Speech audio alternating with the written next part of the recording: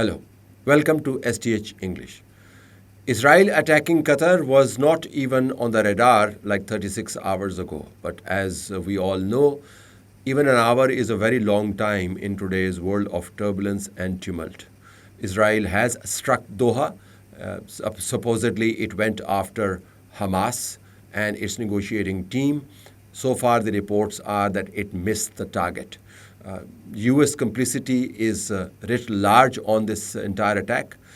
Trump administration has been taking extra pains to explain its position, suggesting that when the attack started to unfold, just before that we had informed the Qataris. The Qataris have responded with great concern and great anxiety, telling the whole world that no, that is not true.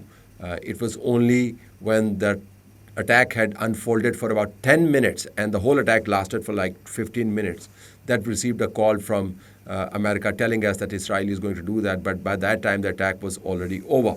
So Trump essentially green-lighted this attack. The Trump administration knew about that, and we are not saying it.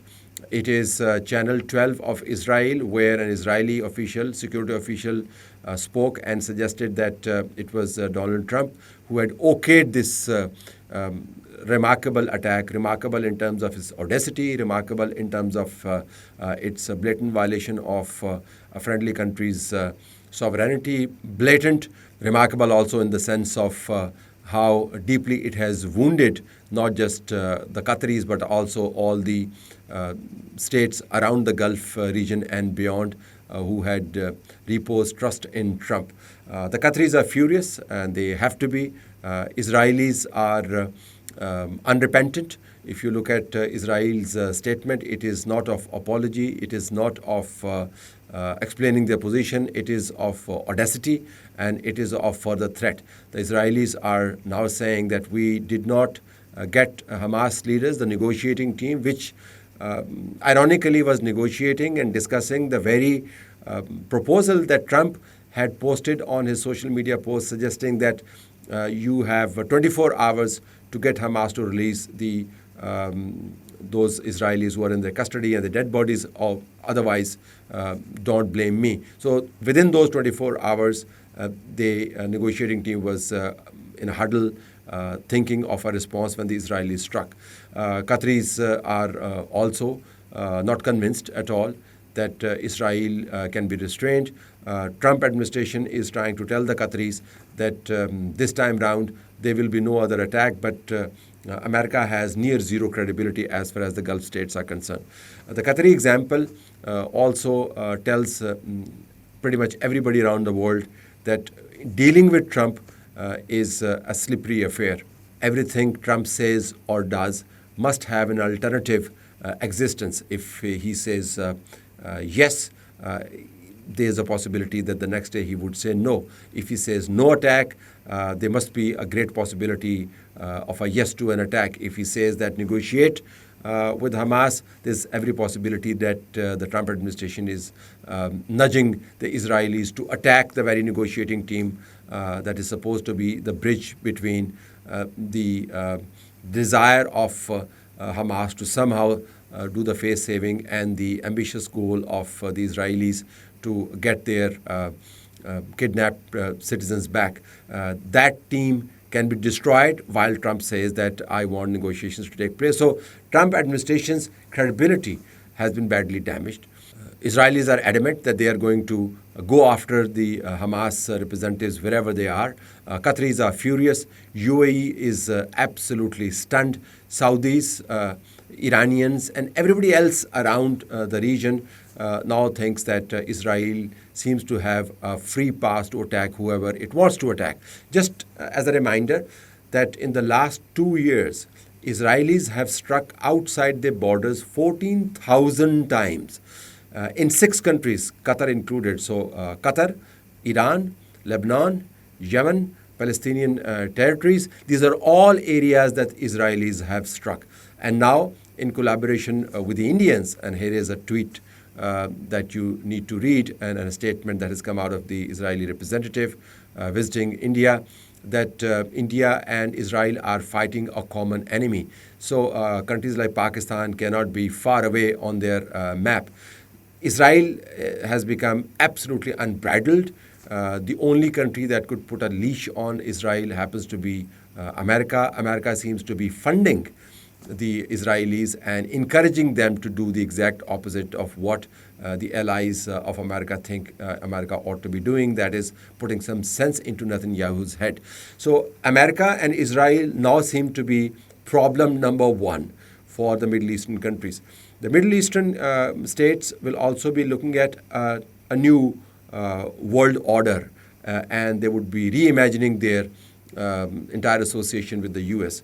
When the Qataris say that this is a pivotal moment in region's history and it is a moment or a turning point, they're absolutely right. Because so far they were putting everything in the basket of the American security. But now they believe that even though you may have F-15s and Typhoons and even Rafale, and you may have guarantees coming from Washington that we will not let you be exposed to this kind of a horrific violation of sovereignty because you help us maintain our largest air base and head of the central command on your territory. There is no guarantee that this will actually transpire. So they will be turning towards other centers of power. China is an obvious choice, not in terms of association, but also in terms of building their defense capability. Another radical change that will take place in the Middle East and Gulf and also beyond is the fact that it is not enough to develop your country economically. It is not enough to showcase it as a hub of investment and development and new technology.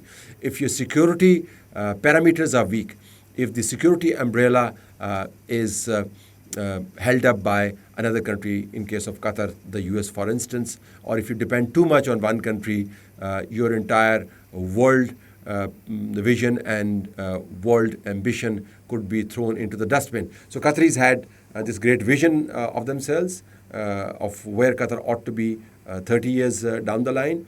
Qataris had built, like other Gulf region states, with great effort, with great marketing, image of a peaceful, stable country which wants to mediate in very tense global conflicts and wants to offer good offices to maintain peace. They have been hit deep in the heart.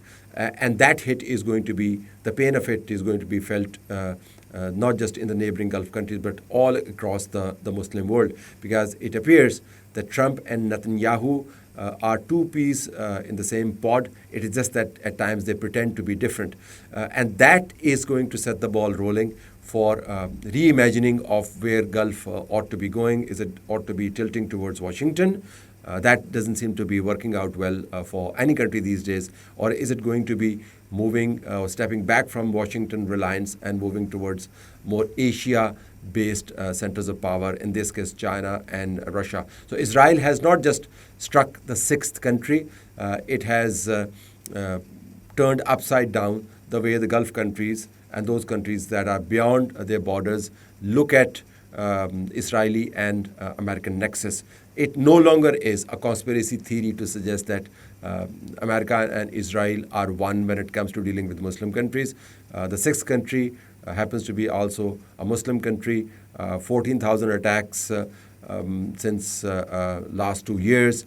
70% of these attacks funded by American dollars, and also the weapons used in these attacks also happen to be coming from the US, though modified by the Israelis. That's not a conspiracy theory. Israel has essentially endorsed what a couple of years ago used to be mad conspiracy theory, that there is a nexus out there that is out to topple any Muslim country that shows economic progress, that shows military power.